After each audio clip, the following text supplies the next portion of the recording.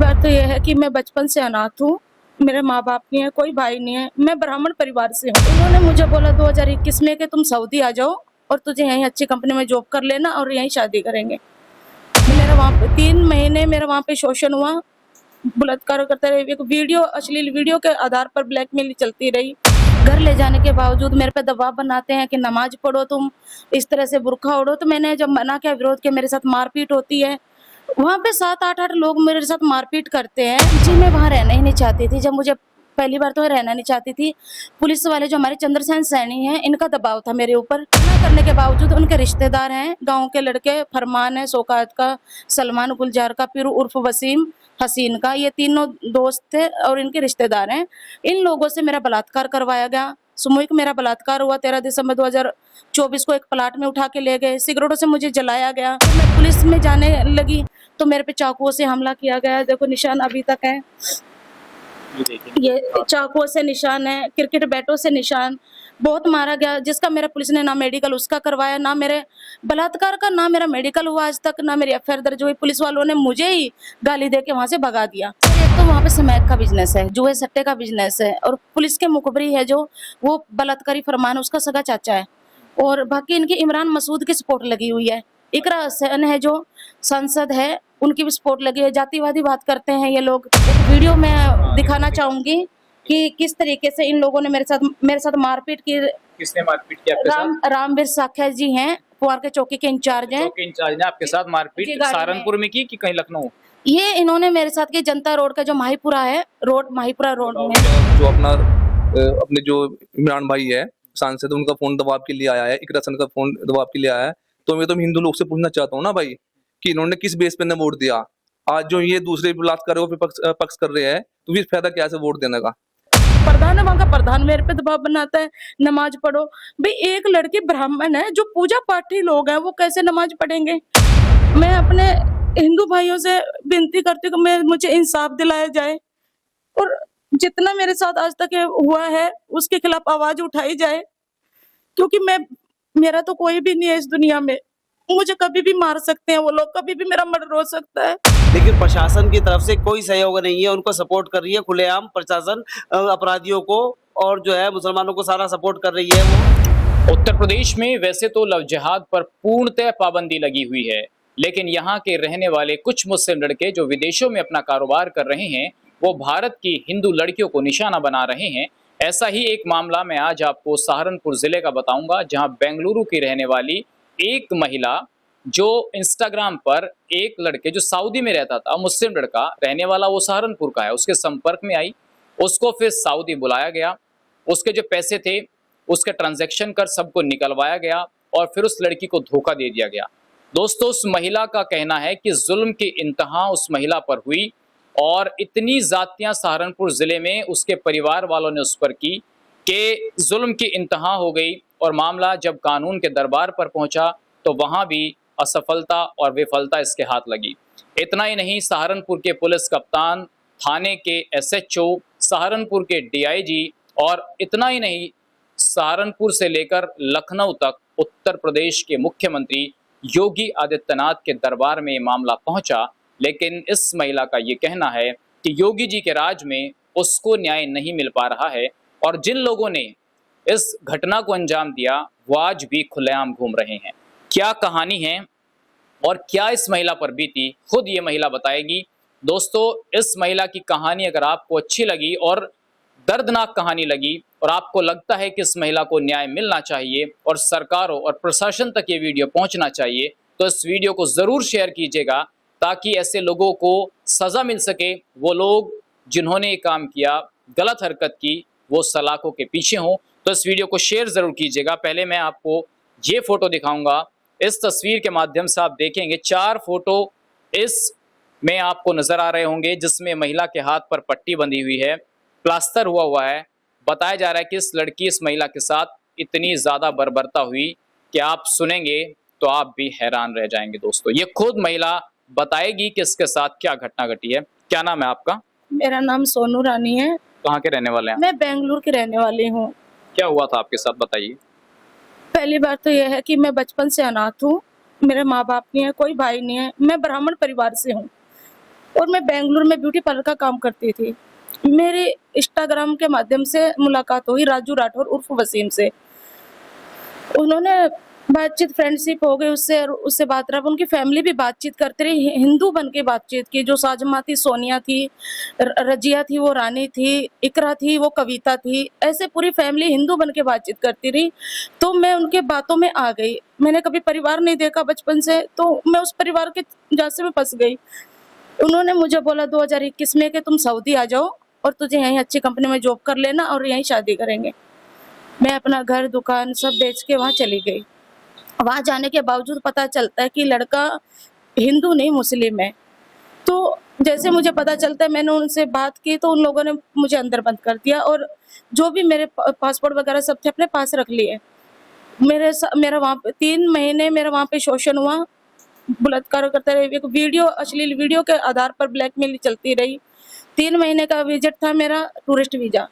3 महीने बाद मुझे वापस भेज दिया गया।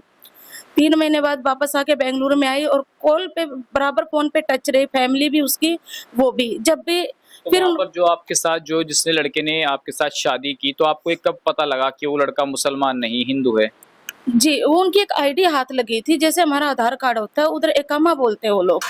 वो एक आईडी मेरे हाथ लग गई थी, उसके कपड़ों में पैंट के अंदर थी। तो उस आईडी से मैंने फोन से देखा तो उसमें उसका नाम वसीम था। तो तब पता लगा कि ये लड़का मुस्लिम है। फिर बेंगलुरु आ गई थी मैं। बेंगलुरु आने के बाद ये लोग बराबर को फोन पे टच रहे। तो जो आपके साथ संपर्क में था, जिसे आप कह रहे हैं कि भाई शारीरिक शोषण किया, तो क्या वहाँ एक ही लड़का था या और भी कुछ ऐसे लड़के थे परिवार के लोग जिन्होंने आपके साथ गलत हरकत की? इनके काफी लोग हैं, यूपी से काफी लोग हैं, इनके दोस्त लोग बहुत सारे हैं, अकेले नहीं है। ये गांव में से भी कई लोग हैं इनके साथ में। और बाद में जब मुझे बेंगलुरु यहाँ भेजा गया, बेंगलुरु आने के बावजूद भी मेरे को ब्लैकमेल किया गया। वीडियो के आधार पर, फोटो के आधार पर इंस्टाग्राम पे अपलोड कर दे, पैसा लेते रहे, जिसकी एक ट्रांसलेशन है मेरे पास। ये पुलिस वालों के हाथ की लिखी हुई है, 3,69,000 है ये लिखी हुई है। इसके अंदर एक पुलिस वालों ने चाल खेली, जिसके अंदर ये मेरे, आप बेंगलुरु पुलिस की बता रहे हैं? ये यहाँ की पुलिस ने लिखा है। पहले आपने बेंगलुरु में केस रजिस्टर कराया, आप थाने गई? जी जी, बेंगलुरु में केस रजिस्टर करवाया मैंने। वहाँ पे करवाया था 21/7/23 को। ठीक है, वहाँ मैं पे दिखा देता हूँ देखिए अपने दर्शकों को। दोस्तों, ये जब सऊदी से वापस लौटी बेंगलुरु, तो ये बेंगलुरु जो थाना है अपने क्षेत्र का, वहां पर पहुंची और उन्होंने ये कंप्लेंट दर्ज कराई। लेकिन लड़का रहने वाला सहारनपुर उत्तर प्रदेश का था, तो बेंगलुरु पुलिस ने ये केस सहारनपुर ट्रांसफर कर दिया और ये कहा कि आप उत्तर प्रदेश जाइए, वहीं का मामला है। वैसे जो हिंदू संगठन है उनके लोग हमारे साथ मौजूद हैं, उनसे भी हम बातचीत करेंगे। पहले जो पीड़ित महिला उसकी कहानी समझ लेते हैं, तो अब आगे की कहानी समझ लेते हैं कि जब ये यूपी आई तो क्या होता है। जब मैं यूपी आती हूँ तो ये लोग मुझे ले जाते हैं घर। घर ले जाने के बावजूद मेरे पे दबाव बनाते हैं कि नमाज पढ़ो, तुम इस तरह से बुर्का ओढ़ो। तो मैंने जब मना किया, विरोध किया, मेरे साथ मारपीट होती है। वहाँ पे 7-8 लोग मेरे साथ मारपीट करते हैं। सहारनपुर जब आप आई तो आप उनके घर पे गई। गांव में कौन सा गांव है सहारनपुर में? घाना खंडी गाँव है उनका। अच्छा, घाना खंडी गांव है। वैसे और सारी जानकारी भाई देंगे। तो घाना खंडी गांव में जब आप गई तो वहां आपको परिवार का कौन आदमी मिला उस लड़के के? उसमें उसके भाई थे, उसकी बहनें थी, उसका पापा था और उसके साले थे। वो कुंवारा लड़का बताया गया था, जबकि 2 बच्चों का बाप है। 2 बेटियां थी उसकी पहली घरवाली थी, जो भाभी बन के बात करती रही, साजमा सोनिया बन के, वो उसकी घरवाली है। तो ये सब लोग मुझे वहां मिले और इनके खानदान इतना बड़ा है कि 14 से 15 घर इन्हीं के होंगे। वहां जहां मैं रह रही हूँ फिलहाल, वहां हिंदू लोग तो बहुत कम है। आपको वहां रहने के लिए उनके परिवार वालों ने जगह दी, जैसा मुझे बताया कि कोई 30 गज का आपको जगह दी वहां रहने की। आप ब्यूटी पार्लर का काम उस मोहल्ले में करती हैं? जी, मैं वहाँ रहना ही नहीं चाहती थी। जब मुझे पहली बार तो मैं रहना नहीं चाहती थी। पुलिस वाले जो हमारे चंद्रसेन सैनी हैं, इनका दबाव था मेरे ऊपर और इन्होंने एक राजीव बंदा पंचायत बुलवाई गई थी उन लोगों की 14 जून 2024 में। तो उन लोगों के साइन वाइन करवा के मुझे ज़बरदस्ती वहाँ भेजा गया था। जब भी मैंने पुलिस वालों को बोला था, सर मैं नहीं जाऊँगी, ये लोग मुझे कभी भी मार देंगे, जब इतना मारपीट की है मैं नहीं जाऊँगी, मुझे वहाँ से निकाल लो बाहर। तो मुझे ज़बरदस्ती वहाँ भेज दिया गया। आज पुलिस वाले मुझे पूछते कि तुम वहाँ पे क्यों गई? तो मैं आज पुलिस से एक सवाल पूछना चाहती हूँ, जब आप लोगों ने मुझे ज़बरदस्ती वहाँ भेजा गया था गाना खंडी में, आपने कौन से रिश्ते से मुझे वहाँ भेजा था? उनकी बहन बना के भेजा था या उनकी बहू बना के भेजा या कोई माँ या कोई रिश्तेदार? किस हक से आपने मुझे वहाँ भेजा था? जबकि लड़की मना कर रही है, आप उसके विरोध करने के बावजूद आप उसको वहाँ भेज रहे हो। फिर लड़की के साथ मारपीट होती है, डेली थाने में आती है, एसएसपी ऑफिस आती है, आईजी ऑफिस आती है, एक भी उसकी कोई कार्रवाई नहीं की है। कोई भी आप ये बताइए, जब आप वहाँ रह रही हैं इतने टाइम से, कितना टाइम हो गया आपको रहते हो वहाँ? मुझे 1.25 साल के करीब हो गया है। 1.25 साल में कभी कुछ गलत हरकत, जैसा बता रहे कि भाई इतने बड़ा परिवार है उनका, और मुख्यमंत्री भी कह चुके हैं कि भाई मुसलमानों में एक हिंदू सुरक्षित नहीं है, तो आप सुरक्षित थी वहाँ? नहीं, मैं सुरक्षित नहीं हूँ। मैं अभी डेली मेरे पे दबाव बनाया जा रहा था इस्लाम कबूल करने के लिए। मैं डेली मना करती रही, मारपीट होती रही, नॉर्मली चलता रहा मेरा उत्पीड़न। उसके बावजूद 13 दिसंबर 2024 को 12 दिसंबर को मेरे को धमकी दी जाती है कि इस्लाम कबूल कर ले, हम यहाँ पे हफीज जी को बुलाते हैं। मैंने मना किया। मना करने के बावजूद उनके रिश्तेदार हैं, गांव के लड़के, फरमान है, शौकत का, सलमान, गुलजार का, पीरू उर्फ वसीम, हसीन का, ये तीनों दोस्त थे और इनके रिश्तेदार हैं। इन लोगों से मेरा बलात्कार करवाया गया। सामूहिक मेरा बलात्कार हुआ। 13 दिसंबर 2024 को एक प्लाट में उठा के ले गए, सिगरेटों से मुझे जलाया गया, फोटोज भी हैं, सब कुछ प्रूफ है। इतना गला घोट दिया गया, बहुत टॉर्चर किया। जब मैं पुलिस में जाने लगी तो मेरे पे चाकुओं से हमला किया गया। देखो निशान अभी तक है, ये देखिए, ये चाकुओं से निशान है, क्रिकेट बैटों से निशान। बहुत मारा गया, जिसका मेरा पुलिस ने ना मेडिकल उसका करवाया, ना मेरे बलात्कार का ना मेरा मेडिकल हुआ आज तक, ना मेरी एफआईआर दर्ज हुई। पुलिस वालों ने मुझे ही गाली दे के वहां से भगा दिया। आप जो देहात कोतवाली है वहाँ गए, वहाँ के तो थाना अध्यक्ष मुझे लगता है उस टाइम चंद्रसेन सैनी होंगे, जी जी। तो उन्होंने आपके साथ न्याय नहीं किया, रिपोर्ट नहीं लिखी? नहीं, मेरी कोई रिपोर्ट नहीं लिखी उन लोगों ने, बल्कि मुझे ये बोला, हट, गंदगी फैलाएगी क्या तू यहाँ पे, अब शांति रहने दे। मैंने बोला सर मेरा बलात्कार हुआ है, मेरा मेडिकल करवाइए, मेरी एफआईआर दर्ज कीजिए। तो चंद्रसेन सैनी ने मुझे वहां से भगा दिया। पुआर के चौकी, पुआर के चौकी में जाती हूँ, संजय शर्मा थे और ये हमारे रामवीर दरोगा जी उस दिन वहीं आए हुए थे। मुझे नहीं पता था कि इनकी बदली होने वाली है संजय शर्मा जी की, तो वहीं पे दोनों मौजूद थे। तो इन लोगों ने क्या किया, मुझे वहां से वापस उन लोगों के साथ भेजे जिन्होंने मेरा बलात्कार किया। उनको बुलाया, बोड़ू है गांव खंडी का जो मुखबरी है पुलिस का मुखबरी के साथ। पुलिस इनके दबाव में क्यों रहती है? जो लड़के जिन्होंने बलात्कार किया, इतनी गलत हरकत की, उसके बाद भी पुलिस ने मुकदमा नहीं लिखा, उनके दबाव में क्यों है पुलिस? सर एक तो वहाँ पे स्मैक का बिजनेस है, जुए सट्टे का बिजनेस है, और पुलिस के मुखबरी है जो वो बलात्कारी फरमान उसका सगा चाचा है, और बाकी इनकी इमरान मसूद की सपोर्ट लगी हुई है। इकरा हसन है जो सांसद है, उनकी भी सपोर्ट लगी है। जातिवादी बात करते हैं ये लोग। इमरान मसूद जी के पास गए थे, उनका कॉल भी आया था इमरान मसूद का कि तुम इस केस को खत्म कर दो पैसे करके। तो इमरान मसूद का आपके पास फोन आया था? नहीं, मेरे जो संगठन के लोग हैं उनके पास कॉल आया था उनका। आप इमरान मसूद के पास गई? नहीं, मैं नहीं गई उनके पास, पर ये लोग गए थे, उन्होंने सपोर्ट लगाई है। तो आज तक ना कोई एफआईआर दर्ज हुई है ना कुछ। आप इसके बाद एसएसपी साहब के पास गई? एसएसपी साहब के पास तो सर मैं इतना गई हूँ कि एक लड़की सोच, कोई आम आदमी सोच भी नहीं सकता जितनी मैं गई हूँ। ये देखिए, ये उत्तर प्रदेश पुलिस, ये हमारे एसएसपी की हैं, 1 2 3 4 5 6 और ये 7 टाइम पहले जा चुकी हूँ और 8वें टाइम ये है। तो उसके बाद आप डीआईजी साहब के पास भी गई? डीआईजी साहब के पास अजय साहनी थे डीआईजी साहब? जी जी। उस उन्होंने टाइम क्या कहा आपको? उन्होंने मुझे आश्वासन दिया कि कार्रवाई करेंगे, बस आश्वासन देते रहे, मैं जाती रही। 3 से 4 टाइम मैं वहां गई हूँ, आईजी ऑफिस भी, पर आश्वासन मिला, तो कोई कार्रवाई नहीं हुई। उसके बाद आप बताया गया कि योगी जी से मिलने के लखनऊ? जी हाँ, मैं योगी जी से मिलने गई थी। योगी जी को आपने बताया नहीं ऐसा हो रहा है? जी, ज्यादा टाइम योगी जी बात नहीं करते हैं। जब मैं पहले लखनऊ गई थी मई 24 में, 25 तारीख को मुझे भेजा गया था भी जाओ, तो मैं वहां गई थी। वहां से अधिकारी मिले थे लखनऊ में, तो उन्होंने एप्लीकेशन ले ली थी। उसके बावजूद यहाँ गौतमपल्ली थाना से फोन किया गया था, यहाँ देहात कोतवाली में, तो इन्होंने भेजा था मुझे एक वीडियो। मैं दिखाना चाहूंगी कि किस तरीके से इन लोगों ने मेरे साथ मारपीट की। किसने मारपीट की आपके साथ? रामवीर साख्या जी हैं, पुआर के चौकी के इंचार्ज हैं। चौकी इंचार्ज ने आपके साथ जी, मारपीट गाड़ी में। सहारनपुर में की कि कहीं लखनऊ? ये इन्होंने मेरे साथ की जनता रोड का जो माहीपुरा है, माहीपुरा रोड में, वीडियो दिखाओ। और उस टाइम पे मेरा फोन छीन लिया। उसके बाद मैंने वीडियो बनाई है। दोस्तों ये मैं आपको वीडियो दिखा सकता हूँ, शुरू से दिखा देते हैं।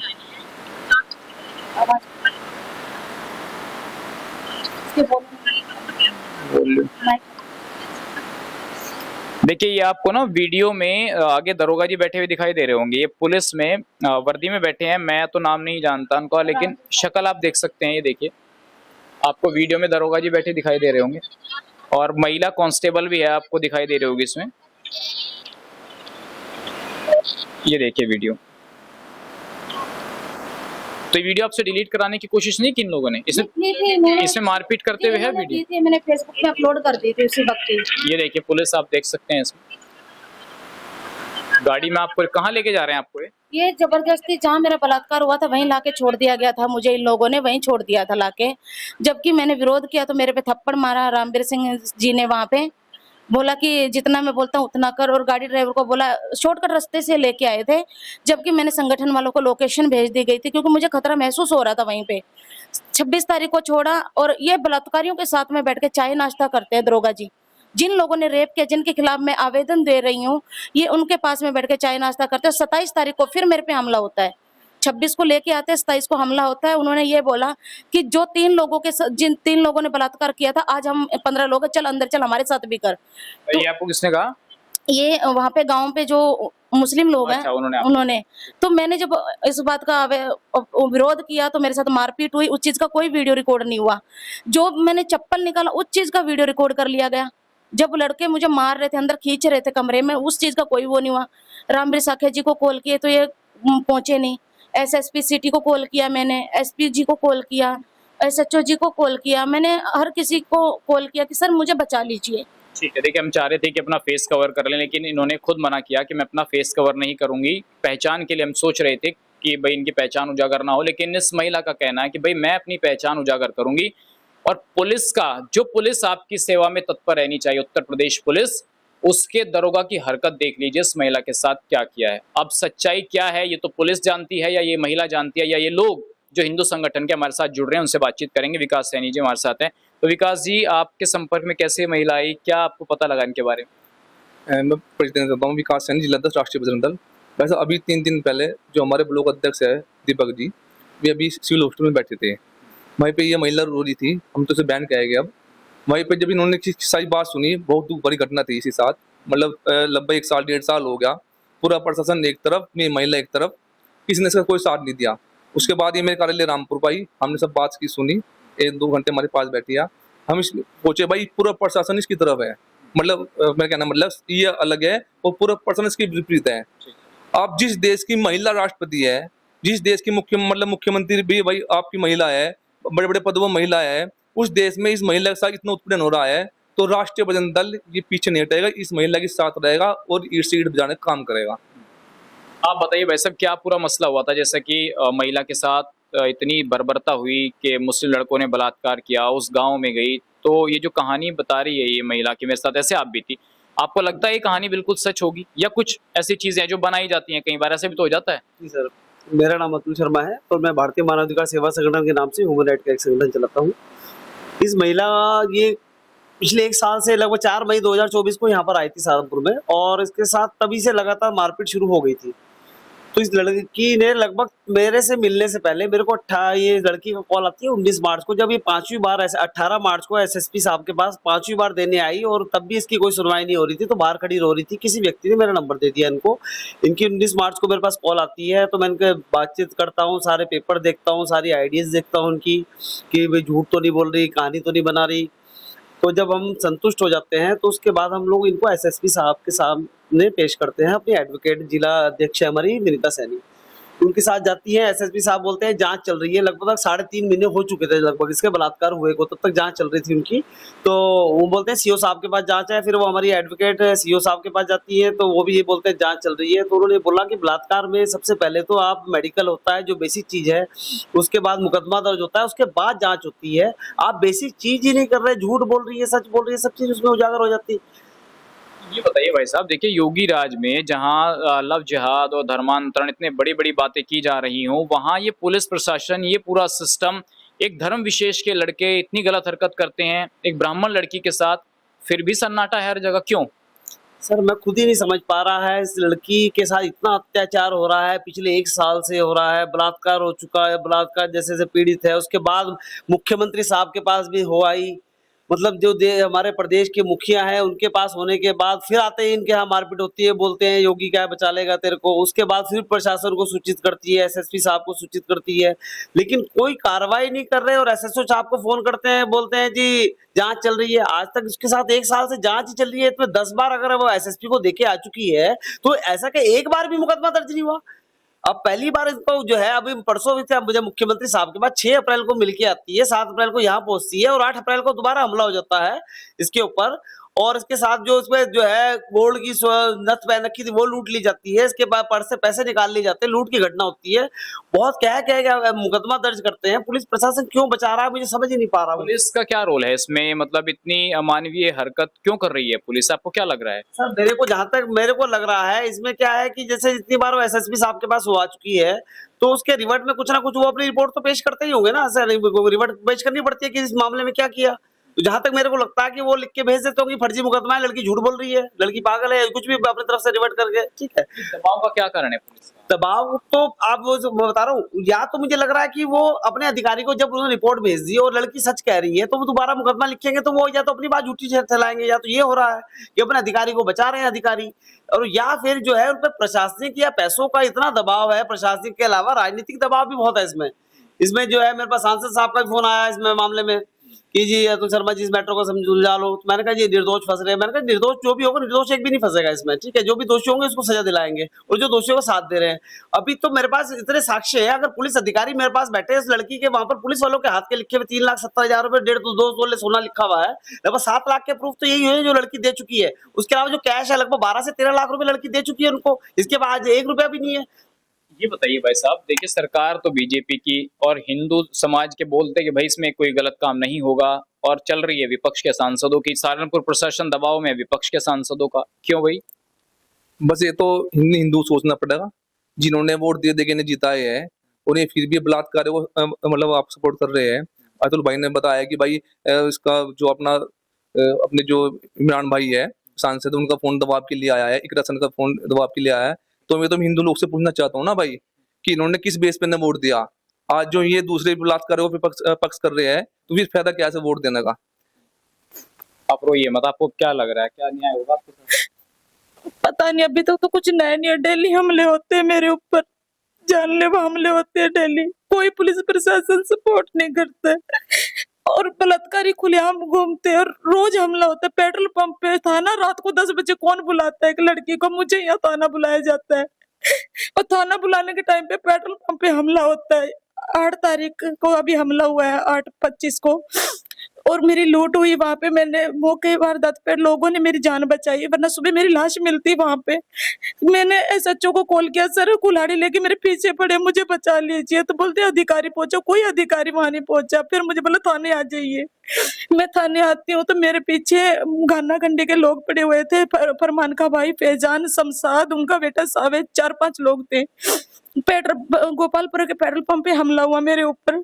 वहां पे हमला होता है तो मेरी जान बचाई पेट्रोल पंप वालों ने, गांव के लोगों ने मेरी जान बचाई। वहां पे एम्बुलेंस को बुलाया गया तुरंत, मौके पे डायल नंबर 112 उन लोगों ने बुलाई, मुझे हॉस्पिटल में एडमिट करवाया गया। जहाँ मेरे मेडिकल हो रहे, मेरे मेडिकल भी सही नहीं होने दे रहे पुलिस। जहाँ चोट लगी उस सेट के मेरे मेडिकल ही नहीं होने दे रहे। रामवीर साखिया जी इतना दुश्मनी निकाल रहे मेरे वो साथ, पता नहीं क्यों। जब भी मैं उनको कॉल करती हूँ मेरा कॉल नहीं उठाते, अपराधियों के कॉल उठाते। जब भी मैं चौकी जाती हूँ, जब मुझे चौकी बुलाते, जब भी मैं चौकी जाती हूँ, पुहार का चौकी जाती हूँ, पुहार का चौकी से आते ही मेरे पे हमले हो जाते हैं। क्यों? मैं उनको बोलती सर कार्रवाई कीजिए, कार्रवाई नहीं करते। प्रधान है वहां का, प्रधान मेरे पे दबाव बनाता है नमाज पढ़ो। भाई एक लड़की ब्राह्मण है, जो पूजा पाठी लोग हैं, वो कैसे नमाज पढ़ेंगे? तुम उसके ऊपर कैसे दबाव बना रहे हो? मेरी भी तो जिंदगी है। मैं सरकार से पूछना चाहती हूँ कि एक लड़की लगातार चक्कर काट रही है इंसाफ के लिए, क्या वो सरकार को नहीं लगता उस लड़की को न्याय मिलना चाहिए? तो अभी आप वहीं रहती है उस मुस्लिम मोहल्ले में? जब मुझे पुलिस वालों ने वहां छोड़ा, मैं कहाँ जाऊँ, कहाँ ठिकाना? वहां भी रहती है? वहीं रह रही हूँ। डेली हमले हो रहे हैं, रोड पे मुझे निकलने नहीं दिया जाता है। फरमान का भाई है, 6 भाई हैं, वो 5 भाई मेरे पीछे पड़े हैं जान के। तो मेरा निकलना वहां से, गुलजार के लड़के हैं, उनके भी 5-6 लड़के हैं। रोड से मेरा निकलना मुहाल है। मैं 2 दिन से घर के अंदर कैद हूँ, 2 दिन घर के अंदर से कैद हूँ मैं। और वो लोग मेरे दरवाजे के आगे ये देख रहे कि वो लड़की गई है कहीं, नहीं गई है।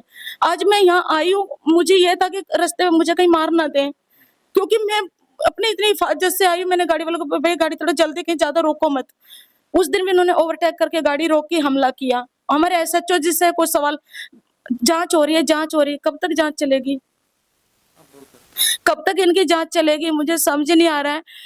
मैं अपने हिंदू भाइयों से विनती करती हूँ कि मुझे इंसाफ दिलाया जाए और जितना मेरे साथ आज तक हुआ है उसके खिलाफ आवाज उठाई जाए, क्योंकि मेरा तो कोई भी नहीं है इस दुनिया में।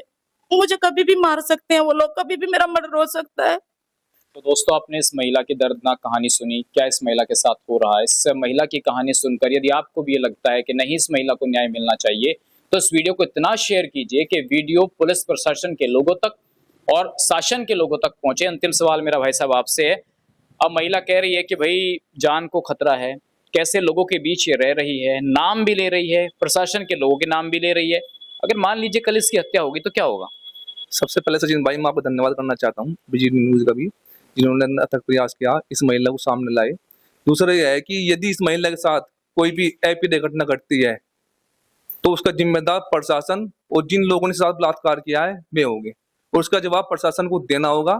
पूरा अंतर्राष्ट्रीय हिंदू परिषद राष्ट्रपति दल के साथ है बच्ची के, ये जिसके साथ न्याय नहीं हुआ तो पूरा प्रशासन, पूरा अंतर्राष्ट्रीय हिंदू परिषद राष्ट्रपति दल एक पूरा आंदोलन करने का काम करेगा सहारनपुर में। आपको क्या लगता है भाई साहब, इनकी सिक्योरिटी कराओगे आप अधिकारियों से मिलके? सिक्योरिटी के लिए तो मेरी बात हुई थी उनसे भी, बहुत पहले भी बात हुई थी जब हम 22 मार्च में प्रेस कॉन्फ्रेंस रखी थी, तो उन्होंने बोल दिया था जब तक मुकदमा दर्ज नहीं होता तो हम जो है इसकी सिक्योरिटी नहीं कर सकते। ये एसएसपी साहब ही, या तो उनको, मैं कल परसों भी मेरी बात होती है, मैं लड़की को मरवाना चाहते हो कोई कुछ तो करवाओ, ये तो बताओ। जब भी वो लड़की वहाँ गाँव में जाती है उसे मारपीट होती है, उसकी प्रशासन की मैं मांग कर रहा हूँ कि इसकी सुरक्षा की मांग करी जाए, उसकी जान माल को खतरा है, लेकिन प्रशासन की तरफ से कोई सहयोग नहीं है, उनको सपोर्ट कर रही है खुलेआम प्रशासन अपराधियों को, और जो है मुसलमानों को सारा सपोर्ट कर रही है वो। और मैं समझ नहीं पा रहा हूँ कि क्या दबाव है उनके ऊपर, राजनीतिक दबाव, पैसों का दबाव, तो ये तो वो ही बता सकते हैं, ईश्वर बता सकता है सर।